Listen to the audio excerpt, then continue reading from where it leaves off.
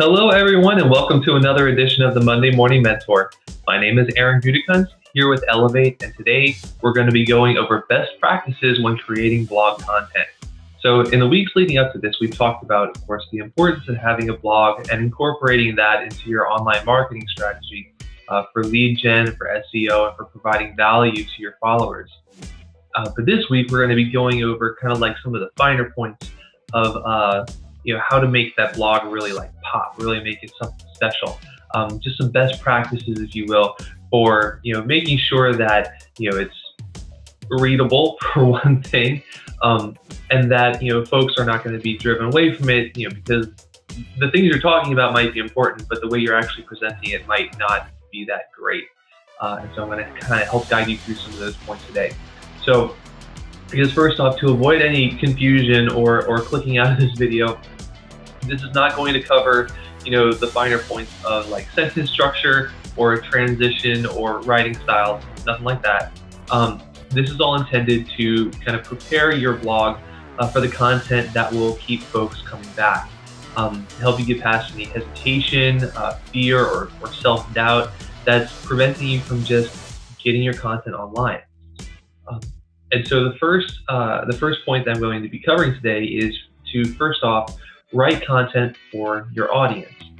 So what does that mean? Well, as you're writing your own articles, this is going to be a little bit easier, but if you're getting articles from like a source that provides content for you, this is going to be something you would need to keep an eye on.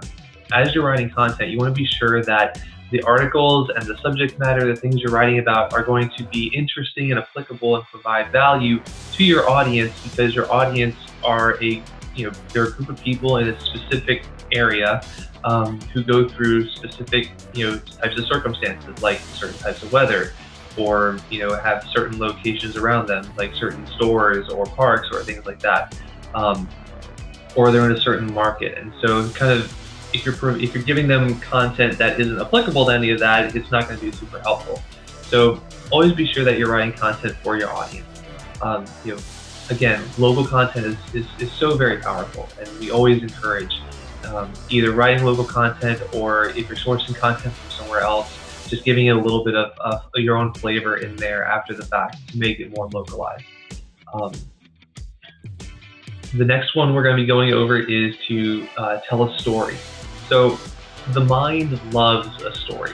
So if you're including stories in your writing, it not only makes your content immediately more relatable and applicable, but it also the reader begins to experience it on a more personal level. So even just simple short stories can be included in the article to increase the interest factor. It can be something as simple as, oh, and I helped so-and-so into their house and they enjoyed it like this. Or you can tell a story, your own personal anecdote about maybe, a trail that you hiked that you really enjoyed, and you want to share that with your community. Or some projects that a neighbor did that maybe you witnessed or at least helped with. The next thing that you want to also focus on and kind of pay special attention to is to create an interesting title or headline. So first off, I would recommend don't rely on clickbaity type titles. Those can draw attention of a certain type at the beginning, but folks tend to get tired of those after a while. So use a headline that will make folks stop to learn more. So kind of teasing or asking a question. So like 10 activities that you can do with your family this weekend in whatever town you live in, or termite season is coming, are you prepared? Or something that kind of tease something, kind of some exclusive access, like take a virtual tour of this beautiful house before it hits the market tomorrow. So just titles that will of course clue people into what the subject of the article is, that are honest, and that will also kind of entice them to make them want to click and read more. You also want to add, make sure that as you're building out this content, that you're adding in subheadings and using shorter paragraphs to break up the page. You're not writing out a terms of service. It doesn't have to be incredibly long. It doesn't have to be this solid brick of text with no images or any type of styling. you want it to be easily digestible, because people's attention spans are not all that long, especially when it comes to a written format. Folks' attention spans are a little bit longer still when it comes to a video or graphic format. But if you're writing something out, you need to be able to communicate a message effectively in as few words as possible and make it as appealing visually as possible. So, again, don't make it a massive brick of text, because people are not going to read that. They will see that and then immediately leave because they just don't want to have to deal with it. What I would recommend doing is breaking up the text into smaller bite-sized sections, using bold, stylized, different color headers, using, incorporating a lot of space and incorporating images like graphics to kind of break up the text. And speaking of blog images make an article much more interesting.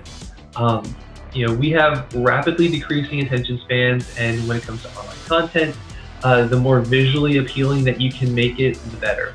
And the best part is, there's no pesky image size restrictions like you have in email inboxes.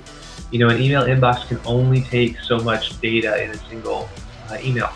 But if you have your blog on your website, there's no end to it. You can put a whole bunch of images in there, and as long as you're kind of being conscious about how it looks when it's presented, you can do a lot of really cool things with graphics and embedded videos, things like that. Next up, social sharing. Share your blog articles everywhere. I've talked about syndicating content in the past, but you want to be sure that whenever you're creating a blog article, you're sending it out to all of your social channels. You're including it in emails, like a newsletter that you're sending out to your audience. You can even do a read through of it on a video, or just kind of talk about it, like I'm talking with you right now about just tips and tricks content. Just converting that into a video real fast, where you're literally just reading, almost like reading the blog article verbatim to the camera. Just things like that to kind of help you to share it out to a much larger audience and kind of attract them in to your website, which is kind of the goal of all this, right? Next, you want to encourage engagement through calls to action. Now, I've mentioned having links. Of course, having links inside of your content before, and you want to include specific calls to action to encourage engagement by your readers, either by checking out more content on your website or your social channels, or if you're linking out to something else in the community. If you are linking out to something else in the community, I would strongly recommend setting up that link so it opens in a new window, so they aren't just immediately leaving your website or your blog. And then you can also have calls to action for signups for things like meetups, or for meetings like Zoom meetings, or training courses, or any type of thing like that. So those are just some ideas to kind of get you started on how to make your blogs a little bit more visually appealing and a little bit more engaging. And there are a couple things you want to be careful of. So of course, I'm not going to get into, again, not the nitty-gritty of it, but you do, of course, want to be cognizant of your grammar. So, grammar isn't going to be the end-all, be-all, but it is super important. So, if you're in an area where there's a certain vernacular, for example, I'm in the South, so instead of you all, we say y'all. Or if you're up, I think it's some of my friends in Pennsylvania say yin. There's dialect there. So grammatically, it's kind of like the Wild West there. But when it comes to other things, you want to make sure, of course, punctuation and spelling, things like that are important. So you need to kind of pay attention to. So double and triple checking your work. Just taking a few minutes to read through your post again. Just make sure what you're saying makes sense, that there aren't extra words in there that don't need to be in there. Like you're not saying, and twice in a row, right next to each other. No extra articles and things like that. And please don't take it personally when somebody who's a grammar Nazi just calls you out on something. It's gonna happen. Best thing to do is just tell them thank you and make the correction and just go on with your day. Now, some things that you do need to be more careful of is on creative infringement. So what do I mean by that? So the big one, well, both of these can get you in trouble, and so you do have to be kind of careful of that. But the first one is copywriting, specifically when it comes to like plagiarizing stuff. So don't plagiarize. Please, please, please do not plagiarize another person's blog article. It's lazy, and they can sue you over it. Because the blog is on your website, which is a revenue generator for you via things like listings, leads, and plagiarism doesn't just cover like copy paste word for word. It also covers things like copy paste, change a couple things. Like just because you're rewording a couple things in a paragraph doesn't change the fact that it was just taken from somewhere else. So please avoid that at all costs. Trust me, there are way more interesting things that you could be talking about. It's fine to use the same topic, but just not taking the work as a whole for your own and saying that it's your own. And then the other one is listings, or I'm sorry, not listings, images. So we always encourage try to just use images that you own, or that you have permission to use, or that are public domain, meaning that no one owns it. There are, as weird as it sounds, there are services out there. Like you guys might have heard like Getty Images. There are services out there that take a whole bunch of pictures and they put them out there, they make them available, and then they'll kind of like pay attention to who's using them, and then they'll turn around and tag you for it if you're not purchasing it through them. So all that to say, just be very cognizant of the images that you're using. Again, either if you've taken the image or you own the image, that's totally fine. If you have permission to use the image, totally fine. If it's public domain, totally fine. If you don't own it and you don't have permission to use it, not so fine. So that's one of the things you want to be careful of and try to avoid. But all that to going over all those things, all that to be said, it's great to have valuable content. Of course, we want to have valuable content. We want to have local content. But we also want to be sure that this valuable content is easy to digest, that folks will want to come back and see it again, that it's visually appealing. All of that factors into the value of the content that you are providing to your audience.